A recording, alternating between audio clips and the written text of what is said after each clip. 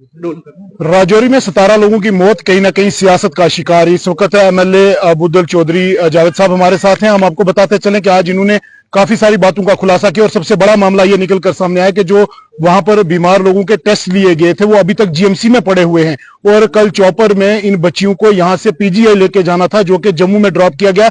ऐसा लगा कि इनका कोई भी वाली वारिस नहीं है और तमाम तर चीजों के पीछे कहीं ना कहीं सियासत नजर आई। और ये बताया गया, एमएलए ने आज जो है वो प्रेस कॉन्फ्रेंस भी की और ये बताया कि कहीं ना कहीं सेंट्रल और स्टेट गवर्नमेंट का क्लैश बिल्कुल नजर आता है। सर क्या कहेंगे, 17 लोगों की जान चली गई, अभी भी सियासत और सियासत हमेशा से सियासत। देखिए, मैं जो मेरी जिम्मेदारी है वो मैं इंशाल्लाह ईमानदारी के साथ आखिरी दम तक निभाऊंगा, चाहे उसके लिए मुझे कोई जेल में भेज दे या फांसी पे चढ़ा दे।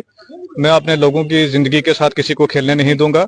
कल यहाँ पे डिविजनल कमिश्नर साहब कोटरंगा भी आए थे और उनसे जब हमने रिक्वेस्ट की, उन्होंने एयरफोर्स का चॉपर जो अरेंज करके बच्चियों को जम्मू तक एयरलिफ्ट किया गया।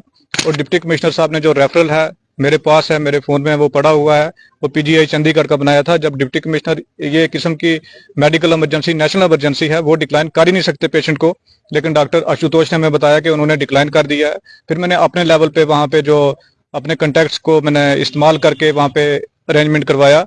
वहां से पेशेंट्स को 3 बार रात को कॉल भी आई कि आप आ जाएं, आपके लिए अरेंजमेंट है। मैंने डॉक्टर आशुतोष को वो नंबर भी शेयर किया कि आप इस नंबर पे बात कर लें और उनसे वो पेशेंट्स को बुला रहे हैं, लेकिन उन्होंने इतना गवारा नहीं समझा कि मैं इस नंबर पे बात करूं और पेशेंट्स को शिफ्ट कराने में मदद करूं।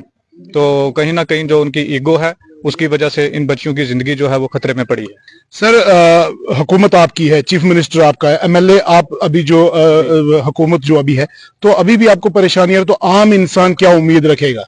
देखिए, जो हुकूमत है वो सिर्फ हमारे पास इतनी पावर है कि हम डेवलपमेंट करवा सकते हैं, किसी की सड़क बनवा सकते हैं, किसी की नाली बनवा सकते हैं, कोई स्कूल बना सकते हैं।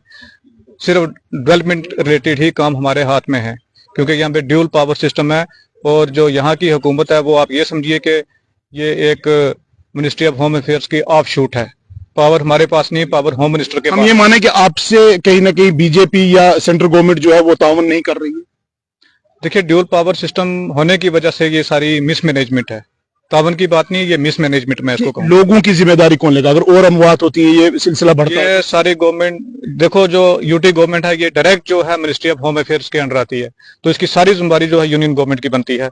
अगर ये बच्चों की मौत हो रही है, ये यहाँ पे दुश्वारी पैदा हो रही है, तो क्योंकि जो यूटी गवर्नमेंट है वो direct ministry of home affairs के अंडर आती है, उनको इसको सेंसिटिव तरीके से देखना चाहिए। एयर एम्बुलेंस यहाँ पे प्रोवाइड करनी चाहिए। तो एक बच्ची की हालत काफी नाजुक बताई जा रही है, आपने भी आप जो प्रेस कॉन्फ्रेंस किया, बड़े खुलासे किए, तो इस तमाम की जिम्मेदारी कौन ले रहा है? एमएलए साहब ने प्रेस कॉन्फ्रेंस कर दी, इंतजामिया ने ये डिक्लेयर कर दिया हमें पता नहीं चल रहा है, मेडिकल टीम्स ये बता रही कि हमें डायग्नोज नहीं हो पा रहा, तो जिम्मेदार कौन? यूनियन गवर्नमेंट, क्योंकि अथॉरिटी उनके पास ही है, अल्टीमेट अथॉरिटी यूनियन गवर्नमेंट के पास है, हमारे पास ये कहें कि वजीर आला जो है वो बिल्कुल इस मामले में कहीं ना कहीं पीछे रह गए। देखिए, जो पब्लिक का मैंडेट है, मैं तो वो समझता हूँ कि यूनियन गवर्नमेंट के जूते के नीचे है।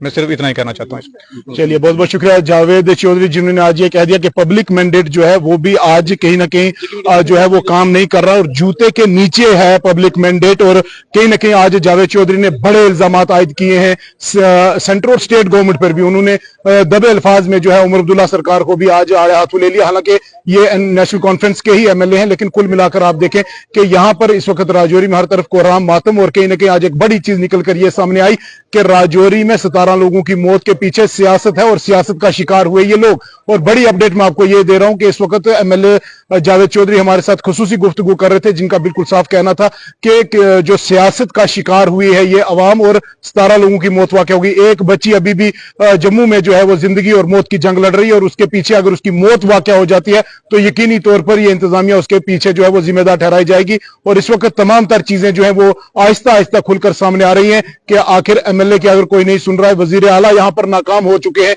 बड़ी अपडेट तो यह है कि वजीर आला उमर अब्दुल्ला यहां पर नाकाम हो चुके हैं और पूरा जो मामला है ये अब सेंट्रल गवर्नमेंट के सर फोड़ने की कोशिश तो की जा रही है, लेकिन अवाम ने आपको एक भारी मैंडेट दिया है, उस मैंडेट का क्या होगा, वो मैंडेट कहां जाएगा, अवाम की जो त्वक्का है आपसे उमर अब्दुल्ला साहब वो कौन पूरी करेगा? जहां पर आपके एमएलए साहब आज यहां पर हैंड्स अप कर चुके हैं और कहीं ना कहीं अवाम में एक और तशवीश दौड़ चुकी है कि आखिरकार ये इन लोगों के सियासी रंजिश की वजह से अवाम हमेशा पिसती जा रही है। बहुत बहुत शुक्रिया आप तमाम नाज़रीन।